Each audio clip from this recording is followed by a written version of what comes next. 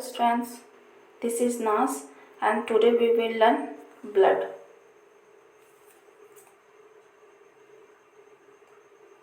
Blood is a special connective tissue consisting of a fluid matrix, plasma and formed elements. आज हम लोग blood के बारे में पढ़ेंगे स्टूडेंट्स। तो ब्लड क्या है? ब्लड एक स्पेशल कनेक्टिव टिश्यू है स्टूडेंट्स। ओके, ब्लड एक स्पेशल कनेक्टिव टिश्यू है जिसके मैट्रिक्स में फ्लूइड पाया जाता है और वो बना होता है प्लाज्मा एंड फॉर्म एलिमेंट से। ओके स्टूडेंट्स,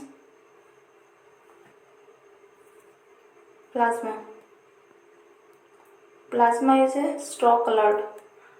प्लाज्मा किस कलर का होता है? स्ट्रॉ कलर का होता है students. Okay, straw means yellow colour का होता है। Okay students,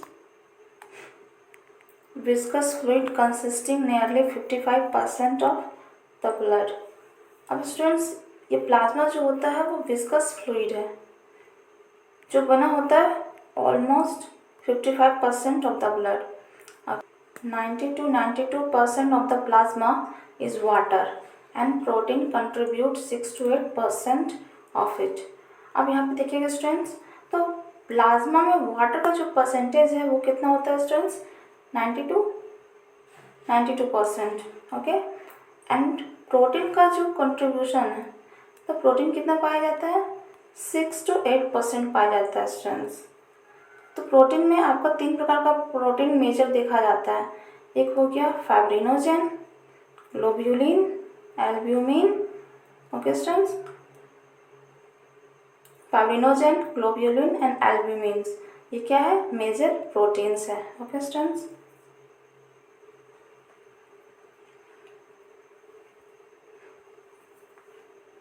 fibrinogens are needed for clotting और coagulation of blood। अब ये फाइब्रिनोजेन का वर्क देखिएगा स्टूडेंट्स। तो फाइब्रिनोजेन एक ऐसा प्रोटीन है जो हेल्प करता है हमारा ब्लड क्लोटिंग में। ओके स्टूडेंट्स, ये हेल्प करता है हमारे ब्लड को क्लोट और कोगुलेशन करने में।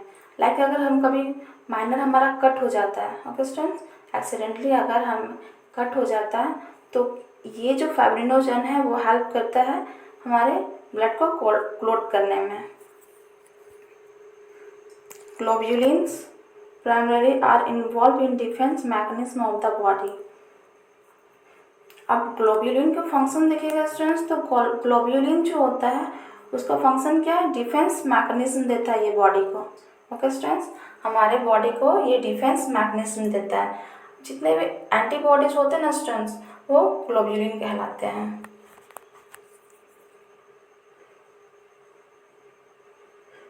क्योंकि वो प्रोटीन से बने होते हैं। Albumins helps in osmotic balance.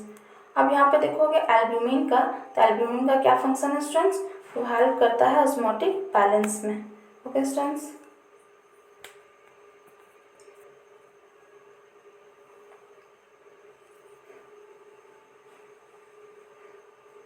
plasma is also contain a small amount of minerals like sodium, calcium, magnesium, bicarbonates and chloride etc।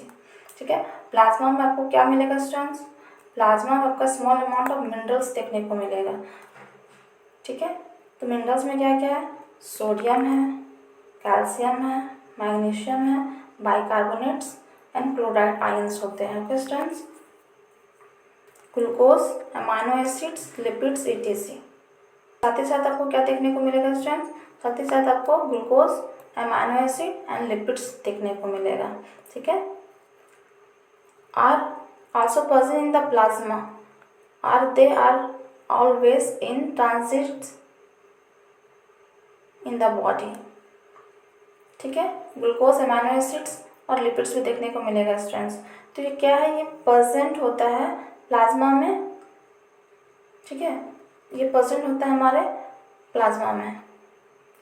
Factors for coagulation और clotting of blood also present in the plasma in an inactive form.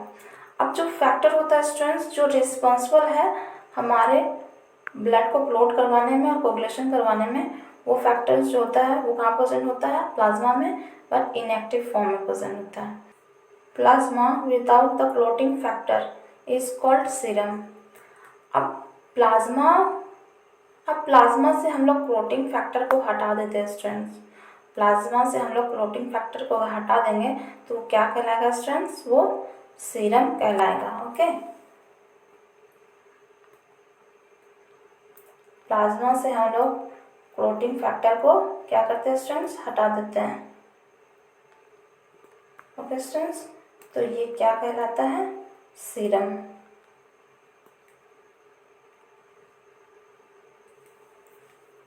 Okay students, हम diagnostic centre में जितना भी test करवाते हैं ना students कि हमें डिजीज़ है या नहीं है, तो इसी सीरम से वो हमारा टेस्ट होता है। ओके स्टूडेंट्स, कोई भी डिजीज़ अगर डिटेक्ट किया जाता है तो यही सीरम को टेस्ट किया जाता है कि उसमें कोई बैक्टीरिया प्रेजेंट है या नहीं, या फिर कोई बीमारी हमें है या नहीं। Okay students, if you like this video please subscribe. Thank you for watching.